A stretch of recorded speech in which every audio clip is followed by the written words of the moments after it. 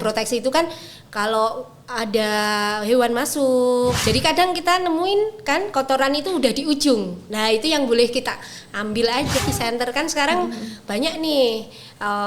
Ya itu sembabnya kan hilang nih, tambah gatel nih dikorek-korek. Kalau udah nyumbat sebaiknya memang harus ke dokter THT. Udah nangis-nangis, dokter ini mesti telinga saya sakit. Kenapa? Pasti ini berdengung juga karena kotoran, sumbatan kotoran tuh kan bisa tubuhnya kan ikut bekerja.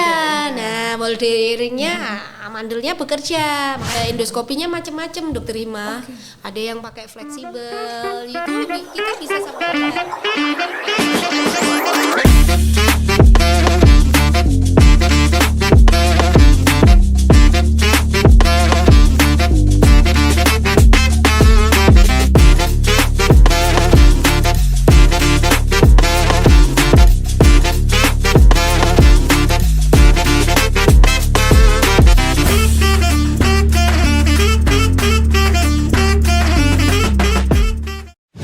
Sahabat Sudiran semua, kembali lagi bersama saya Dr. Gigi Hikmah Fajarosita di Support Sudiran Podcast. Pada kesempatan hari ini kita mau bahas bahasan-bahasan yang mungkin ringan ya, tapi itu penting banget dan sering jadi pertanyaan. Apa sih itu? Nah, di sini nanti kita akan bahas tentang mitos dan fakta korek kuping. Kapan itu dilakukan, terus kenapa itu bisa enak dan itu benar atau enggak gitu ya. Di sini kita udah ada pembicara yang sangat amat luar biasa gitu ya. Di sini ada Dr. Yois, spesialis THT. Okay. Selamat pagi, Dok. Selamat pagi, Dr. Gimana, Dok, kabarnya hari ini? Alhamdulillah luar biasa. Iya. Terima kasih sudah mengundang saya untuk mengisi support ya, Dok ya. Support Sudiran Podcast, Dok. Iya. Okay. Ini di sini kita berbagi ya, Dok ya, berbagi buat sobat Sudiran semuanya tentang masalah-masalah kesehatan yang ada di masyarakat gitu, Dok. Nah, tema kali ini ada tentang ini, Dok, membersihkan telinga gitu, Dok. Tapi sebelum itu mau kenalan dulu, Dok, sama Dokter Yois nih. Monggo, Dok, perkenalan dulu, Dok. Tak kenal tak sayang, Dok. Perkenalan dulu silakan. Hai sahabat Sudiran. Sudiran, sahabat Sudiran. Saya Dr. Yois, spesialis THT. Kebetulan saya berdinas di Rumah Sakit Sudiran Wonogiri. Apalagi ya? Mungkin, Dok, dulu sekolahnya. Saya kebetulan spesialisasinya dari UGM. Tahun 2017 saya lulusnya.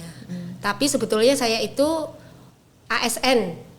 Awal udah dari sini, dari Hima. Jadi Dok? Jadi saya sejak awal dokter umum itu di sini, kemudian saya izin belajar. Saya kembali ke sini. Ya. Mengabdi lagi di rumah sakit tercinta ini ya, Dok. Ya, ini kira-kira udah tahun ke-20 saya sebagai ASN. Wow, luar udah kelihatan biasa, toh belum ya? Belum, Dok. Kita masih seumuran, Dok. Dokter 20 tahun, saya 2 tahun. Semangat ya. Semangat ya, Dok. Oke, Dok. Ini ya, Dok ya. Berarti ini biasa akrab dipanggil Dokter Yois ya, Dok ya? Oke, panggil saya aja Dokter Yois. Oke. Dokter Yois, ini, Dok, kaitannya dengan membersihkan telinga. Nah, itu, Dok, langsung saja mungkin ya, Dok. Mungkin sahabat di sini tuh pada bingung, Dok. Boleh nggak sih misalnya kita membersihkan telinga itu biasanya kan pakai cotton bud gitu ya, Dok ya. Terus kok enak? Nah, itu kenapa, Dok? Dan itu benar atau tidak gitu, Dok? Sebenarnya gini. Kotoran telinga itu kalau di dunia medis itu disebutnya serumen. Ya, serumen.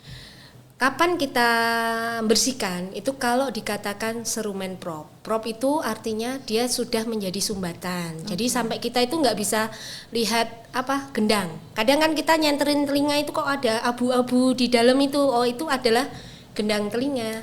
Jadi kalau ada kotoran di sekitarnya, serumen itu ada. Fungsi diadakan oleh yang maha kuasa memang. Fungsinya itu ada 3. 1 sebagai protection, jadi sebagai proteksi.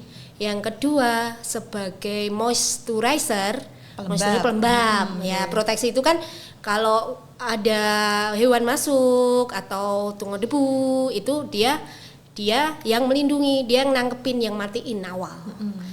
Moisturizer, pelembab. Jadi biar kita malah nggak gatel. Kan kayak kulit itu kalau kering gatel dikasih hand body ya. Iya. Ya, itu moisturizer. Yang ketiga sebagai pemertahan pH liang telinga biar tetap asam. Kalau dia nggak ada serumennya berubah jadi basah, akhirnya tumbuhlah jamur telinga. Yang sering kan kok gatel karena apa? Sering diambilin kering, jadinya malah gatel. Yang ada malah jadi iritasi. Nah, makanya kadang kalau mau bersihin telinga lihat-lihat dulu, coba di center. Oh, kak cuman pinggir-pinggir, dan yang paling bagus kotoran telinga itu yang warnanya coklat-coklat kayak minyak itu. Nah, itu memang yang paling bagus. Oke. Iya. Berarti dikatakan serumen itu ketika itu lapisannya bentuknya masih serumen atau sudah ada yang memadai? Prop, Nggak jadi apa-apa udah nutup. gitu. Nah, itu biarin aja. Dan kotoran telinga itu bisa keluar sendiri. Dia maju dari belakang ke depan itu kalau dihitung-hitung secara ini kan sekitar 12 minggu. Jadi kadang kita nemuin kan kotoran itu udah di ujung. Nah, itu yang boleh kita ambil aja. Tapi baiknya ngambilnya nggak boleh pakai cotton bud karena rata-rata tidak boleh. Iya dong. rata-rata diameter cotton bud itu seperti diameter liang telinga kita. Iya, Ya kita bener nih ngambil, oh ada yang keambil, cuman ternyata ada yang dimasukkan. Nah, sedikit lama-lama jadi bukit lah, jadi padet. Nah, kadang dikeluarinnya udah kayak ya apa? Gumpalan-gumpalan hitam, coklat. betul, Bahkan padet. mungkin ada warna lain mungkin, Dok? Ada, kan kotoran telinga macam-macam. Tapi kalau dan satu hal lagi, kalau kita sering ngorek telinga itu malah berbahaya sama lapisan liangnya. Itu bisa berubah jadi ya kalau di dunia medis itu dibilangnya kolesteatum. Jadi epitel liang telinganya itu ikut berubah. Itu malah ngambilnya lebih susah lagi dan itu nggak bisa dibersihkan sendiri. Jadi dibersihkannya harus ke dokter THT. Memang ada orang-orang tertentu yang jenis kotorannya emang seperti itu, kering gitu ya, memang dia harus rutin ke dokter THT itu minimal 6 bulan sekali, seperti kita ke dokter gigi kan gimana ya. Walaupun ada keluhan ya, keluhan atau enggak itu. Karena kalau sampai terjadi serumen prop, jadi kotoran yang apa ya, yang nyumpel gitu, itu mungkin pendengaran kita juga ikut turun. Ya, tapi kan hanya sementara sampai kotorannya dibersihkan baru gitu. Oke, berarti memang sebenarnya lapisan itu penting adanya, tetapi ketika sudah ada tanda dan gejala yang tadi mengarah ke kotoran yang berlebih, itu harus dibersihkan. Nah ini Dok, biar sahabat Sudiran itu tahu kapan sih saya harus ini dibersihkan gitu. Yang tanda gejalanya gimana, Dok? Kalau kalau mungkin sudah gitu, Dok, ada penurunan pendengaran, kok rasanya penuh, terus kok ini di center kok gendangnya nggak kelihatan, kan gendang itu kadang kalau di center gitu kelihatan tuh abu-abu. Pemeriksaan mandiri bisa? aja di center kan sekarang banyak nih, ya itu alat-alat beli online tuh, alat-alat itu atau apotek-apotek terdekat mungkin betul, ada ya, Dok, itu kan bisa dilihat. Makanya kalau terutama pada anak-anak bayi itu kadang orang tua risih kan, nah itu sebenarnya kurang bagus. Jadi takutnya malah tidak sesuai ya, Dok, ya anatominya. Kalau orang dewasa kan mungkin tiangnya udah agak besar, jadi kadang bisa kelihatan. Kalau anak-anak itu kan kasihan, jadi tahu-tahu kotorannya penuh, nanti kita mau ngambil juga perlu perjuangan. Berarti penting ya, Dok, ya untuk pemeriksaan. Kalau anak-anak bayi itu biasanya ada tetes khusus. Ya, jadi tetes khusus diberikan serial oleh dokter THT untuk melunakkan kotoran. Jadi nggak sembarang tetes juga. Jadi dan kapannya mungkin juga harus ini ya, Dok, ya, makanya serialnya itu 3-6 bulan sekali. Jadi paling lama itu 6 bulan, apalagi dengan riwayat kotorannya seringnya penuh gitu. Terus yang sahabat Sudiran harus tahu bahwa mengunyah itu, Dokter Hima, itu juga mempengaruhi pengeluaran kotoran telinga. Karena ada gerakan ya, Dok? Ya, betul. Jadi merangsang keluarnya kotoran telinga. Makanya kadang kita itu harus mengganti mengunyah kita, nggak selalu di kanan atau di kiri gitu. Nah itu memang pentingnya juga buat mengunyah dua sisi ya, Dok, ya. Betul, kan dari sisi dokter gigi juga penting. Karena kalau cuma satu sisi juga yang nggak pernah dipakai makan juga karang giginya banyak ya kalau berhubungan sama bersihan rongga mulut, dan ternyata berhubungan juga sama kebersihan telinga ya dok, ya rongga telinga gitu dok. Nah ini dok, kalau sudah ada keluhan sakit, nyeri, kemudian ada keluhan sulit mendengar, berkurang gitu kan, itu memang harus diperiksakan dok. Betul. Nah setelah diperiksakan gitu dok, apakah ada perawatan yang bisa mandiri gitu dok? Bisa dilakukan oleh orang gitu biar agar rongga telinganya itu tetap bersih gitu dok. Makanya kadang saya itu sering membawakan tetes khusus, karena ada tetes khusus. Memang itu harus sepengetahuan dokter. Jadi biasanya saya bawakan biar kotoran yang sering gumpal itu kan orang-orang tertentu itu bisa, dia kan kadang kalau udah ecer keluar sendiri. Udah di ujung, kalau di ujung boleh sama pengait itu yang kadang dibeli online itu, tapi di ujung aja, jangan sampai ke dalam karena khawatirnya kena gendang. Betul. Tadi ya dok, malah nanti muncul masalah lebih lanjut ya dok. Iya pasti. Oke, berarti rutin 6 bulan diperiksakan, dan nanti misalkan memang untuk perawatan mandirinya dari dokter THT akan ada tips and triknya betul. Gitu ya dok ya. Betul sekali. Oke, itu tadilah. Kalau misalkan ada keluhan yang mungkin pembersihannya udah terlanjur ini dok, kena gitu dok. Oh ya, itu yang sering pasien-pasien saya temuin, itu kadang itu liang telinga malah nggak ada kotorannya, karena gatel aja. Lah itu karena cenderungnya terlalu bersih, jadi pelembabnya kan hilang nih, tambah gatel nih, dikorek-korek, alhasil jadinya iritasi datang ke kita itu biasanya udah yang bengkak liangnya, udah nangis-nangis, dokter ini mesti telinga saya sakit, kenapa? Pasti mainan bersihin ya, iya pakai cotton bud gitu. Nah itu udah jadi sakit yang lain, liangnya jadi bengkak. Terus bisa ada orang keseringan ngorek telinga, itu saya bilang bisa jadi timbul daging daging tumbuh. Nah itu ada banyak, makanya nggak sembarangan juga boleh korek-korek telinga karena gitu. Itu tadi ya dok, mungkin karena trauma berulang. Betul. Ya dok ya, jadi muncul ada polipnya. jadi ada polipnya, jadi daging tumbuh.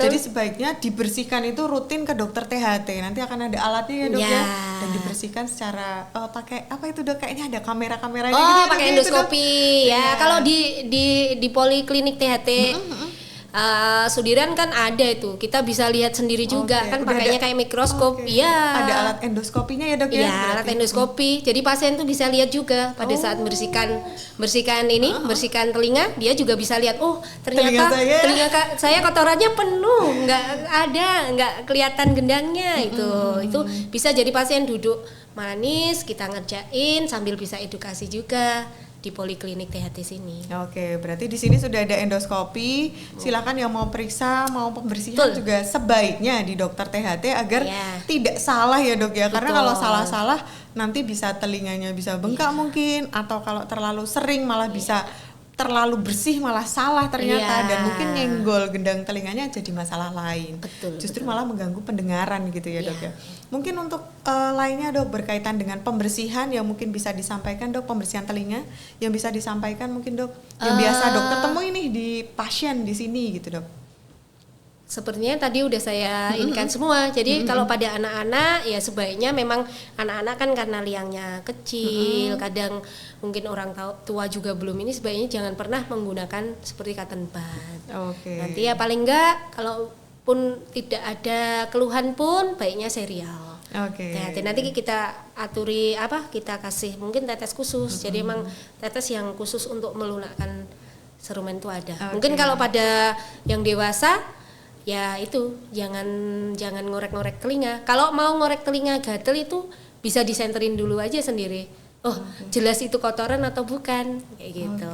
Kadang yang saya temuin di pasien juga itu kebiasaan dia ngorek telinga, nggak ada pun dia lihat cotton bud udah langsung gatel. Ayo. Karena emang ada efek enak-enaknya tuh dok kalau bersihan mungkin ya dok ya. Iya, jadi baru lihat cotton bud aja udah langsung gatel gitu. Iya, itu masih gitu. Ternyata salah ya teman-teman ya. Kadang saya kadang kalau memang dilihat loh nggak ada kotorannya, nggak ada yang harus dibersihin, udah telinga itu kan sensitif sekali, jadi Iya. dilus-lus aja daun telinganya gitu untuk menetralisir pingin ngorekin ya. Pengen masukin cotton bud ke Betul. ini ya, rongga telinga Iya. gitu ya dok ya.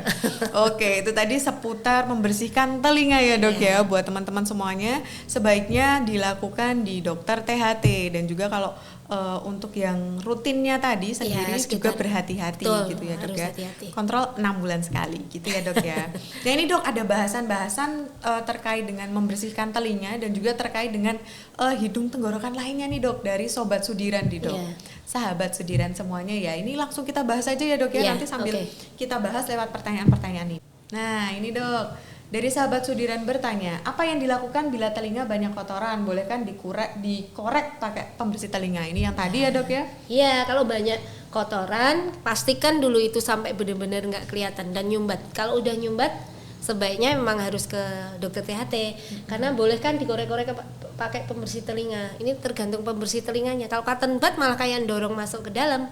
Yang sering ketemu saya malah lebih jauh ke dalam masuknya. Yang harusnya kasarannya kotoran itu udah mau keluar nih. Ya. Malah.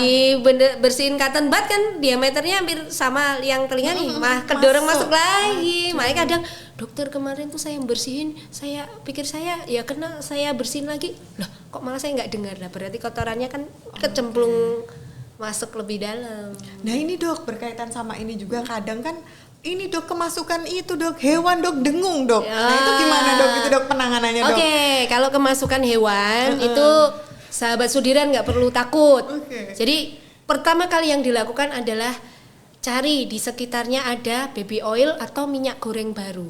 Pada intinya dimatikan dulu itu hewannya. Mau semut, mau apa itu serangga, itu dimatikan dulu. Dikasih tetes baby oil atau minyak goreng baru dikit aja. Begitu dia mati, nggak usah buru kasarannya. Kalau malam ya, kan sering kejadian malam nih, apalagi udah musim hujan nih. Nah, ya semut, kan, nyamuk gitu, semut, Dok. nyamuk gitu. Yang penting dimatiin, karena kalau dia masih gerak-gerak kan terus sakit, Iya. dengung, sakit bahkan. Kadang ada serangga tertentu yang bisa sampai ngelubangin gendang. Makanya intinya ditetesin Biar dia mati. intinya tujuan utamanya. Begitu mati, pastiin udah nggak kresek-kresek, nggak sakit, nggak usah dikorekin, biarin aja. Baru besok berangkat ke dokter Dokter THT. THT. Tetap harus dikeluarkan. Tapi maksudnya yang mengamankan dulu lah, istilahnya biar nggak Pertolongan sakit dulu. pertama Pertolongan ya, Dok, pertama, ya? ya. Ya, itu udah sering saya edukasi ke pasien-pasien saya yang datang dengan itu kemasukan serangga. Yo banyak ini kemasukan laron. Kan ya musim hujan ya dok Ya ya. kan musim hujan, terus pada tidur di bawah, ya kan, kadang yang kejatuhan, geremet ya, ya betul. Nah tapi kalau ini dok, kalau yang kadang kan ada orang yang dimasukin air itu gimana Wah, itu makanya dok? itu malah jadinya iritasi. Oke, berarti Tuh, tidak boleh ya. Kadang kan ya. di masyarakat kan itu jadi Kalau pertolongan baby pertama oil atau malahan. minyak goreng kan pasti di rumah pasti ada. ada. Iya. Minyak goreng ya, Dok, Bentuknya ya? minyak pokoknya. Jadi biar Solution mati ya. gitu ya, Mati Dok, dulu, ya? dikit aja nggak Hewannya. usah banyak-banyak. Kan intinya kebenam gitu mati. Dan- Kadang tapi nggak pakai perlu dibilas ya dok ya, habis pakai nggak minyak usah, itu, nggak biarin aja, udah kan mati. Besok baru ke periksa poli THT. untuk ya. dikeluarkan ya dok ya? Betul, tetap harus dikeluarkan. Dan tidak diberi air ya, bukan ini air. Kadang kan ini gimana ada yang Iya, masuk gitu ya dok ya. betul, Oke, betul. ternyata seperti itu ya dok Iya. ya. Oke dok, lanjut lagi kita ya dok ya ke Iya. pertanyaan selanjutnya. Ini dok, telinga saya sering berdengung dok. Apakah memang ada yang salah pada telinga saya? Apa memang saya lagi dirasani? Waduh dok, kalau ini saya bingung juga ini dok. Ini tinggal berdengingnya yang kanan sama yang kiri nih. Saya juga sering berdenging nih yang kanan. Mau Aduh. dapat rezeki katanya. Amin. Ya kalau memang sering berdenging tuh kita harus gali dulu penyebabnya apa. Karena berdenging itu kan seperti gejala yang umum. Oke. Ya, bisa mungkin dia pemakaian headset atau mungkin dia tinggal bekerja di tempat yang bising. Jadi seperti kayak Tempat las itu kadang ya, makan sesuatu las yang, atau tukang kayu. ya, atau kalau pamnya di rumah sakit itu di bagian laundry itu kan ininya bergerak terus, atau kita aja yang bekerja di ruangan yang pakai saksen itu kan suara ininya ada Berisik terus ya, Dok, berisik ya? ya, intinya lingkungan yang berisik. Nah itu kita perlu waspada juga. Mungkin berdengung juga karena kotoran, sumbatan kotoran tuh kan bisa bikin berdenging atau berdengung. Intinya berdenging atau berdengung itu adalah gendang telinga kita nggak bisa nerjemahkan karena sumber suara, gelombang suara itu kan harus menggetarkan gendang telinga. Itu nggak bisa getarin karena kan ada sumbatannya. Itu kalau pada kotoran telinga. Makanya sering terjadi namanya tuli konduksi. Tuli konduksi itu tuli karena hantaran gelombang suara suaranya bukan sarafnya itu menurun. Ya, karena kan ada sumbatannya, ada kotorannya gitu. Nah, itu jadi macam-macam berdenging itu. Makanya sebenarnya harus kalau memang berdengungnya udah mengganggu, itu sebaiknya cek ke dokter THT. Berarti bukan dirasani ya, tapi bisa mungkin karena penyakit sistemik. Jadi bisa seperti hipertensi yang tidak terkontrol, seperti penyakit gula yang gulanya tinggi dan dia tidak terkontrol baik, itu kadang bisa. Atau juga bisa karena penyakit vertigo. Ya, BPVV. Sampai ke telinga ya, Dok. Ya, berdenging. Itu mungkin gejala awal. Tadi Dok kaitannya yang sama pakai menggunakan headset tadi Dok. Ya. Itu kalau arahan dari dokter THT itu sebaiknya seperti apa Dok kalau pakai headset itu Dok? Kaitannya sama ini tadi. Kalau pakai headset itu sebaiknya kan kita sekarang nggak bisa nih jauh-jauh dari headset. Nah, dunia sekarang itu kan apapun mesti pakai headset. HP, ya, kalau saran saya sebaiknya 1 jam gitu harus diistirahatkan. Jadi itu kayak pemaksaan kerja telinga paksa. atau kerja paksa. Kalau terus-terusan kan anak-anak sekarang tuh main apa ini terus ininya pakai headset, dengerin musik. Jadi kan sumber suara terlalu didekatkan. Desibelnya terlalu tinggi, frekuensinya terlalu tinggi. Nah, seperti itu. Nanti mungkin lama-lama bisa terjadi presbiakusis prekok yang seharusnya mungkin ya usia 60 ke atas, dia belum sampai usia 60 udah penurunan pendengaran. Ya. Aduh, itu tadi itu ternyata perlu diperhatikan ya Dok ya. Tetap harus ada istirahatnya, jedanya. Betul. Gitu ya Dok ya. Makanya itu kan fenomena sekarang tuh anak-anak TK, SD kelas 1 udah pakai kacamata, kan sama sebenarnya. Iya Dok, betul. Karena sudah terpapar dengan gadget sejak dini ya Dok ya. Ya, nanti kalau sampai di tes pendengaran sarafnya udah mulai turun sudah. Ya sudah. Ya, harusnya pakai alat bantu, makanya pakai alat bantu dengar. Kalau kacamata itu juga alat bantu penglihatan. Betul. Iya. Oke, berarti harus diperhatikan ya harus bagi yang bijaksana. Pekerjaannya apalagi yang memang pakai headset setiap hari, harus ada fase istirahatnya. Makanya kan program dari THT kan sayangilah pendengaranmu. Sering kita edukasi ke SMA, pokoknya sekolah-sekolah itu mulai dari SD, SMP, SMA. Terus makanya kalau bekerja terutama di industri yang pakai mesin seperti kalau di Wonogiri ini kan banyak nih garmen. Ya. Nah, itu makanya sebenarnya kan serial itu harus ada ini. Kontrol rutin ya Dok ya, tetap harus ada ya Dok. Audiometri. Okay. Jadi sebenarnya kalau di rumah sakit gini skupnya ya petugas laundry itu kan juga sering ini. Harus kontrol rutin yang untuk cek audiometri. Ya. Jadi kalau ada kemungkinan untuk ke arah situ sudah mulai diinikan. Jangan sampai terjadi itu presbiakusis prekok. Jadi belum umurnya dia sudah turun pendengarannya. Oke, berarti kalau di RSUD ini untuk audiometri bisa iya, dilakukan alhamdulillah semuanya, Dok, di sahabat Sudiran harus tahu bahwa kita alat-alat untuk tes pendengaran itu lengkap. Mulai dari bayi baru lahir, terus untuk audiometri, untuk tes pendengaran, untuk mau masuk sekolah itu lengkap kita. Sudah ada dan juga untuk penanganannya juga ada ya Dok ya, tadi ada. Untuk endoskopi juga ada. Iya, jadi bayi baru lahir kan kita udah program ini Dokter Rima. Jadi semua bayi baru lahir yang dengan resiko, jadi ibunya dengan preeklamsi itu kan sekarang keluar sudah ada tes pendengarannya. Jadi nggak perlu jauh-jauh ke tetangga sebelah atau yang sebelah sana. Jadi untuk masyarakat Wonogiri semuanya bisa ya dok ya, di sini bisa tesnya, bisa penanganannya juga cukup bisa di ya Poli dok ya. THT Sudiran. Oke, tapi itu bisa nggak dok? Kalau ada yang bertanya mungkin pakai BPJS bisa. Oke, baru mau dikeluarkan bisa nggak nih pakai BPJS? Bisa. Bersihkan kotoran pun pakai BPJS bisa. Bisa ternyata. Betul. Tes bisa, pemeriksaan bisa. Betul. Dan juga pembersihannya jadi tidak perlu juga ragu. bisa. Oke, Iya. wah ternyata pembersihan rutin untuk pembersihan telinga bisa dengan BPJS ya. Bisa. Semuanya bisa ya. Oke. Evaluasi pendengaran bisa. Oke, bisa. Untuk Jadi, alurnya seperti biasa ya. Iya, nanti. minta rujukan. Dari fase ke-1 dulu. Ada indikasi gitu, pasti nanti minta ke RSUD Sudiran ya. Ternyata lengkap. bisa. Saya juga Sebenarnya baru tahu ya, Dok. THT sini tuh, waduh, Poli THT sini tuh oke. Lengkap. Bisa bertemu dengan Dokter Yoyus dan juga Nanti ada kalau Dokter tidak Tafib. ketemu saya, ada ketemu Dokter Tafib.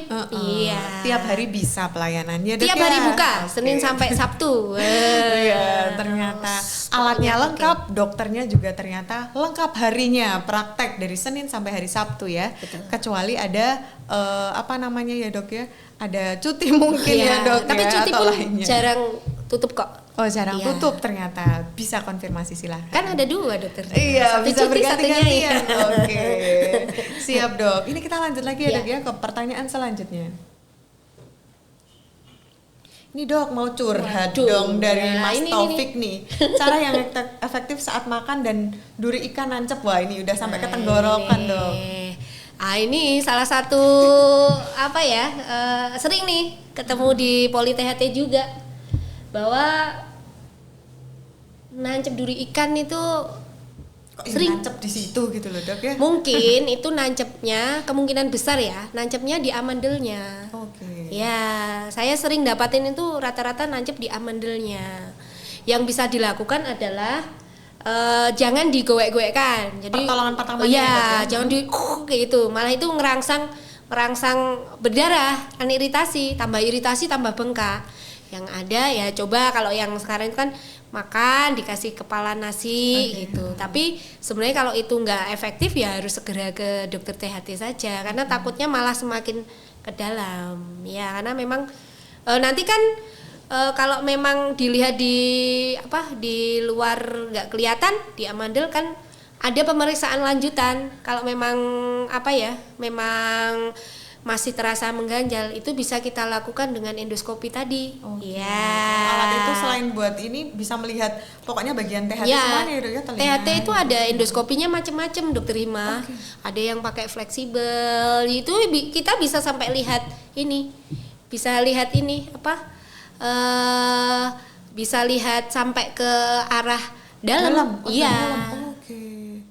Ke arah dalam, jadinya bisa lihat tuh. Wah, iya benar di situ ada duri. Ya, tapi yang pertolongan pertama coba diminumin aja yang hangat apa-apa, tapi nggak boleh dibatuk-batukin atau digogein atau dimaemin aja. Tapi kalau masih terasa mengganjal, nggak nyaman, sudah mengganggu fungsi maksudnya, fungsi makan gitu, baiknya ke dokter THT. Oke. Ya. Berarti pertolongan pertamanya memang minum yang banyak dulu, Iya. terus jangan digoek-goek, Iya. terus kepala nasi boleh ya dok Boleh, ya? Dan boleh, baru hari dikasih kuah selanjutnya gitu, atau iya. hari itu misalnya Iya. memang masih jamnya, jam pelayanan masih bisa untuk cek ke dokter THT gitu Iya, ya dok ya? bisa.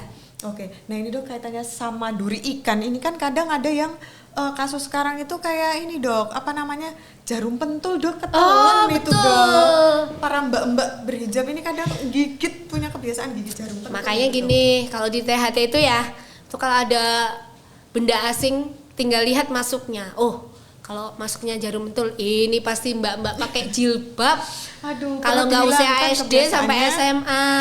Itu kemarin saya sudah pernah bikin status tuh, sampai saya bikin status karena saya juga ini kejadian anak usia 15 tahun itu tuh jarum pentulnya nancep di pangkal tenggorok, bener-bener di pangkal. Jadi sampai di Poli THT sini itu masih difoto ulang, kan sudah difoto nih di rumah sakit swasta di daerah Wonogiri Timur. Itu saya pikir kan takutnya dia pasti udah nelan-nelan lah, itu kan takutnya udah turun. Nah, saya foto ulang tuh ternyata masih nancep di situ. Ya sudah, karena anaknya saya edukasi mau, akhirnya bisa kita ambil di Poli, dikasih anestesi lokal karena saya kan masih nuncepnya di sekitar, pangkal ya, masih bisa kelihatan. Itu kejadiannya karena dia itu mau pakai jilbab, jarum pentulnya digigit. Nggak sengaja, mungkin diajak ngobrol temennya, lupa kalau gigit jarum pentul. Gitu langsung ketelan. Nah, ini buat adik-adik semuanya nih. Betul. Kebiasaan menggigit jarum pentul kalau mau pakai hijab silahkan dihilangkan. Ya, ditaruh saja jarum pentulnya. Udah ada kasus banyak ya, Dok? Ya? Banyak, ada 2 kemarin itu. Jadi jeda 2 minggu apa berapa gitu. Ada 2, makanya saya bikin ini status sampai saya simpen itu. Fotonya masih ada. Tapi untungnya anaknya itu kooperatif. Jadi diajak ini gimana? Soalnya kalau enggak akhirnya harus di ruang operasi biar tenang ngambilnya, tapi pada saat itu bisa dilakukan di poli rawat bisa jalan, jadi gitu. Anaknya kooperatif. Mungkin saking takutnya ya dengan kamar operasi gitu. Oke, Dok, baik, lanjut ke pertanyaan selanjutnya. Dari Umi Charmen. Dok, saat pancingan tenggorokan sakit, minum ndak enak, makan juga, apa yang harus dilakukan? Tenggorokan itu kan bisa macam-macam, mungkin dari amandelnya yang meradang, mungkin dari dinding tenggoroknya yang belakang meradang. Yang bisa dilakukan adalah tidak boleh makan pedas, cut. Banyak banget. Wonogiri mah kalau nggak makan pedes bukan Wonogiri, apalagi Dok. Anak milenial, Dok. Betul. Sukanya makannya seblak. Jadi malu. Coba menghindari dulu makan pedas, terlalu panas. Jadi terlalu panas juga nggak bisa, yang hangat aja. Terus kecut, terus sama yang terlalu kasar, jadi gorengan, kayak gitu jangan dulu. Nanti makannya yang agak halus dulu, bukan berarti harus kayak bubur sumsum itu enggak, bubur atau nasi dikasih kuah dulu, gitu. Jadi karena apalagi Wonogiri kan tempatnya mie ayam bakso, Dok. Aduh, seger banget, Dok, apalagi musim itu hujan makannya ya, panas, Dok, ya? terus minumnya es teh. Aduh, makanya sering nih, apalagi cuacanya nggak nentu kayak gini ya. Makanya itu sering, makanya pertolongan pertama coba mengurangi dulu makan-makan yang ekstrim gitu. Jadi dari panas terus dingin minumnya, itu yang ini dulu. Nanti kalau memang 2-3 hari masih seperti itu ya harus kontrol ya, Dok, ya. Harus ke dokter THT karena takutkan sudah terjadi infeksi. Ya mungkin apa amandelnya, apa memang radang murni gitu, ya. Kaitannya dengan radang ini, Dok, pancingan ini kan hubungannya nanti kan sama amandel gitu ya, Dok, ya. Betul. Nah, sebenarnya kalau istilah di masyarakat amandelan gitu gimana sih, Dok? Amandel nih, operasi amandel nih. Ya. Nah, itu sebenarnya kenapa dan diapakan gitu, Dok? Di sini saya mau edukasi sahabat sudiran ya, bahwa gini, amandel itu normal ada di tenggorok kita. Jadi kalau dibilang dihilangkan itu kalau nggak lewat operasi nggak mungkin. Ya, jadi amandel itu sebenarnya nggak cuma sepasang yang kelihatan di mulut itu. Jadi kalau di istilah medis namanya Waldeyering. Jadi itu ada 3 pasang, Dokter Ima. Sepasang yang kelihatan di mulut itu kanan kiri, terus di pangkal tenggorok namanya tonsilla palatina, tonsilla lingualis. Kalau yang kita lihat di mulut itu tonsilla palatina. Terus 1 pasang lagi yang di belakang hidung namanya tonsilla pharyngeal atau yang kita kadang bilang adenoid. Ya, itu 3 pasang dan itu sebenarnya adalah pertahanan tubuh pertama anak setelah lahir. Pertanyaannya, Dokter Ima, kenapa, Dok? Itu anak-anak usia kecil-kecil itu pada amandelan, pada besar-besar sampai ngorok gitu. Itu kemungkinan anak-anak dengan riwayat atopi. Jadi anak-anak dengan riwayat atopi itu alergi ya. Jadi dari anak alergi itu kan sensitif. Jadi dia kasarannya anak yang normal nggak alergi, dia hujan-hujan nggak gampang sakit. Anak alergi kan mungkin hujan-hujan sakit. Nah itu kan pertahanan tubuhnya kan ikut bekerja. Berbeda-beda, Nah, molderingnya amandelnya bekerja. Makanya karena sering bekerja itu akhirnya dia kan bekerja membesar, kecil. Lama-lama membesarnya nggak mengecil sempurna. Makanya jadinya gede-gede udah masih usia 4 tahun, 5 tahun kayak gitu. Makanya dan itu yang membesar hampir semuanya termasuk yang di belakang hidung. Makanya anak itu jadinya ngorok. Kan yang di mulut udah gede, yang di belakang hidung juga gede. Pada saat dia tidur pasti buka mulut, kayak gitu. Karena semuanya tadi membesar gitu ya, Dok. Ya, makanya kalau pada anak kecil itu yang kita harus waspada orang tua itu, iki bocah kok nek turu glebakan terus ora gelem anteng. Kok dia ngorok, itu kita harus waspada pada amandelnya. Bukan berarti wah iki bar kesel bal-balan. Gitu, ya. Karena pada saat dia tidur berganti posisi gebuk itu dia mencari cara yang lega untuk nyaman untuk bernafas, dan rata-rata anak itu akan lega kalau nafasnya tidurnya posisi miring atau tengkurap. Nah, itu kita harus waspada. Boleh dicekin maunya ke dokter setempat atau nih, dok anak saya gelebakan gini tidur nggak, ini tidurnya miring terus agak ngorok.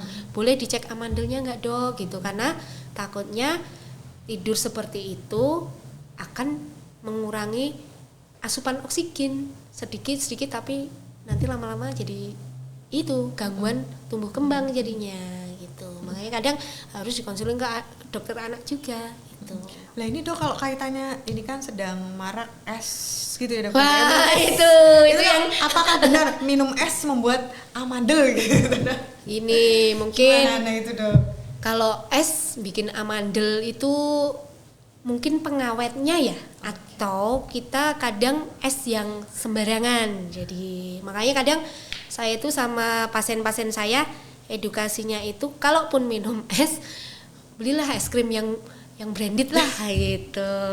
Jangan yang ya es ribuan, minuman seribuan, karena pasti ada pengawetnya. Mungkin kalau enggak kan kita juga kasihan juga kalau anak-anak kita temennya pada minum es, aku enggak mah gitu kan, kasihan ya. Biasanya saya edukasi, oke lah mamahnya sendiri yang bikin, tapi hanya mungkin seminggu sekali, hanya sebagai edisional kayak gitu. Karena kalau begitu kata-kata boleh, anak itu kan terimanya boleh kok kapan aja. Enggak cuma anak-anak, orang dewasa kan boleh kan kapan aja. Boleh kapan aja. Iya, jadi memang mungkin itu sebab tidak langsungnya, terutama pada anak-anak dengan risiko atopi. Ya, jadi anak-anak dengan alergi. Kadang kan ditanya, ada alergi nggak? Enggak itu dok, coba-coba orang tuanya ada nggak? Karena kan pada dasarnya kadang alergi genetik. Kan ya genetik. Oke dok, itu kaitannya dok ya sama amandel. Terus yang penting satu lagi, kalau sudah dewasa di atas usia 14 tahun tuh banyak nih pertanyaan ke saya, dok apa harus diambil dok gitu. Itu kalau menurut kita THT itu kan fungsinya sudah mulai tergantikan kelenjar limfe yang lain. Kalau dia udah jadi sumber infeksi, itu sebaiknya memang diambil, terutama udah dewasa. Jadi kan nggak nyaman banget nih, baru capek sedikit, radang tenggorok, ya kan pasti kayak gitu. Jadi baiknya memang diambil. Kalau udah keseringan nih, kalau orang awam bilang itu pancingan. Nah, kadang enggak itu dok, saya nggak demam, tapi sering pancingan, enggak. Iya dok, sama. Ternyata ya dok. Iya. Oke dok, ini kita lanjut lagi ke pertanyaan selanjutnya. Ini pancingan kan? Iya, tentang pancingan. Ternyata ya itu tadi. Dok, sakit amandel apa bisa sembuh tanpa operasi? Terima kasih. Ya, yang kembali lagi, amandel itu bisa dikondisikan. Istilahnya gini, kalau hilang enggak, yang saya bilang ya, hilang, dikatakan hilang itu kalau benar diambil dengan operasi. Bisa dikondisikan asal kita jaga makan.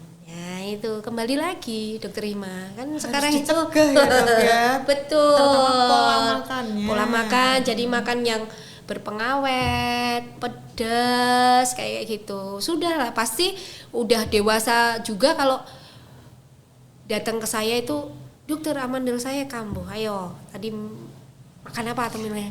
Iya dokter ini kan panas, minum dok.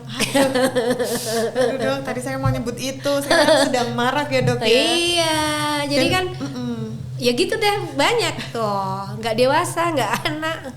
Semuanya sama karena boleh tadi ya dok. Ya kalau boleh itu hampir, saya itu sampai edukasinya gini, sudah kerannya boleh dibuka dikit aja loh. Jadi tombol pingin tuh gimana dok, terima kan sedikit aja. Yang ada begitu boleh itu langsung seharian minumnya es, ya kan, seharian. Kalau nggak mood makannya sebelah. Aduh. Pakai enak itu dok. betul.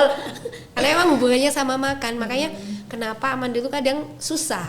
Karena masa dok saya nggak boleh makan ini sih dok, lah kan kadang adanya cuman itu dok. Nah yang kasihan ya anak-anak yang kadang boarding.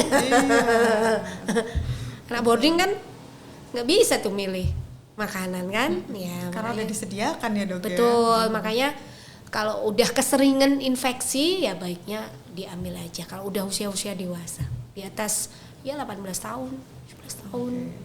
Biar tidak ada infeksi berulang tadi ya dok ya. Iya, Salah karena satu terapi begitu terapi. pasti akan dikasih antibiotik, takutnya kan Jadi resisten ya dok ya. betul resisten. Oke, ya dok. Ini tadi ya bisa sembuh tanpa operasi, Tapi tetapi dengan catatan ya. Makan minumnya diatur. Oke, siap. Kita lanjut ke pertanyaan selanjutnya dok. Sudah tidak ada ternyata. Ini pertanyaan dari saya deh dok. Ini dok berkaitan tadi kan kita sudah bahas tentang telinga gitu ya dok ya. Terus kita udah bahas tentang amandel juga. Nah ini kaitannya yang tadi dok tentang mengorok. Tadi kan baru dibahas ngorok di usia anak. Mungkin ada amandel yang mungkin membesar di 3 bagian tadi. Nah kalau untuk dewasa dok, kalau dewasa terus punya kebiasaan mengorok ketika tidur itu sebenarnya penyebabnya apa? Mungkin lebih sering ke bapak-bapak mungkin.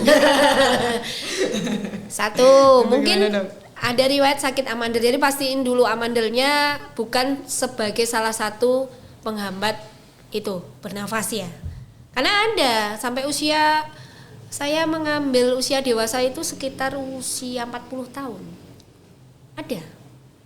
Jadi dia mengamandelnya membesar dari kecil karena loh, Pak, kenapa baru sekarang? Iya dok, dulu saya takut. Memang sekarang nggak takut. Berarti mengorok itu bukan suatu hal yang biasa ya dok? Maksudnya wajar gitu? Oh ya tidak, mengorok itu bukan hal yang wajar. Jadi kalau kita itu adalah, apalagi kalau udah terjadi OSAS, obstructive sleep apnea syndrome, itu harus dicari kausanya. Biasanya satu, kita pastikan amandelnya bukan sebagai salah satu aman. Yang kedua, biasanya pasiennya itu gemuk, obes. Yang ketiga, lehernya pendek. Orang obes itu kan biasanya lehernya pendek. Ya, makanya sebenarnya ada kriterianya. Yaitu OSAS apa itu dengan cara dia buka mulut. Kalau uvulanya masih kelihatan dan masih ada rongga antara lidah sama uvula, itu berarti dia belum masuk kriteria. Kan ada grade-grade-nya juga dokter Ima. Iya, dan itu memang bisa diperiksakan ke kita dokter THT. Iya, kalau itu kan ada nih, kalau disuruh buka mulut, orang yang obes itu kan kadang uvulanya udah nempel nih di lidah. Nah, itu pasti ngorok itu. Terus biasa dengan penyakit penyerta seperti hipertensi kayak gitu. Oh, hipertensi itu menjadi faktor ini ya dok ya? Resiko untuk ngorok tadi. Tapi yang jelas tuh obes. Makanya kalau sampai terjadi OSAS itu yang benar-benar parah itu kan lihat TV, sering nggak ketemu bapak-bapak lihat TV tahu-tahu kadang ada nih yang nyopir tahu-tahu tidur nggak kerasa. Lah itu sudah harus waspada karena pada orang OSAS itu risiko banget nyupir, itu ada kriterianya. Dan itu ternyata perlu diwaspadai ya dok ya. Betul sekali. Takutnya kan memang mayoritas di laki-laki. Ya, laki-laki. Padahal laki-laki itu kan aktivitasnya pencari nafkah ya, dia kerja. Nah, takutnya gitu. Tapi kalau ini dok, untuk kaitannya kan kadang kan itu kan memang secara anatomi ya.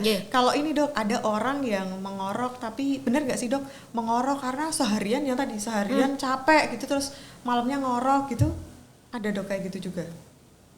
Beberapa kali mungkin, Bukan yang sebenarnya mengorok itu kan gitu. adalah apa ya, udara yang mau masuk itu terganjal sama sesuatu. Jadi kayak apa ya, nubruk gitu loh. Udaranya mau masuk tapi ada ganjalan. Makanya yang harus diwaspadai sekitar situnya. Kalau perlu makanya dievaluasi ke THT. Kali nggak bisa karena ngorok apalagi bentuknya yang sampai kayak gitu itu berarti dia itu baru nggak nafas. Ternyata itu masalah sahabat. Masalah. Jadi memang iya harus diperiksakan ya dok ya. Ya kalau dokter memang THT. sampai padahal kalau orang ngorok itu yang tahu kan pasangannya, kalau yang udah menikah sih ya loh. Makanya kalau ada pasangannya mengorok, apalagi mengorok sampai kayak gitu harus dibangunin. Dia nggak nafas loh itu. Ada jeda dia nggak bernafas. Jadi benar-benar harus waspada. Makanya seringnya disuruh tidur miring kayak gitu. Tapi bener dok kalau disuruh miring gitu memang Iya, benar ya iya, posisi. miring atau tengkurap, makanya suruh pakai guling atau setengah duduk gini karena hipoksia. Makanya kalau anak-anak itu yang sering ngorok itu mesti feses adenoid. Feses adenoid ini memanjang kayak gitu. Feses adenoid itu gigi kelinci itu. Secara tampilan wajah ya dok ya. Nah itu tuh sudah benar-benar dia hipoksia dalam jangka waktu lama, sedikit tapi lama. Oke. Iya dok.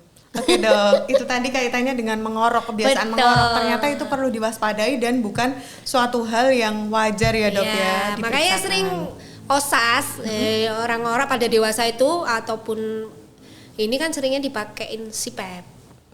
Oke. Nah itu dokter anestesi itu kadang dipakein CPAP, terapinya dengan CPAP. Oke. Ya sampai Terapi dia lanjut benar-benar ya. ini terus mungkin berat badannya suruh mengurangi, terus exercise, olahraga kayak gitu. Oke, nah ini tadi pentingnya adalah kita pola makannya dijaga. Usia-usia di atas 40 tahun memang harus sudah mulai menjaga semuanya, pola makan, pola hidup. Jadi tidur itu kan tetap harus berkualitas. Semakin tambah usia, tidur harus benar-benar berkualitas gitu. Oke dok, itu tadi dok pertanyaan-pertanyaan terkait dengan telinga, hidung dan juga tenggorokan. Amin, sangat membantu dok.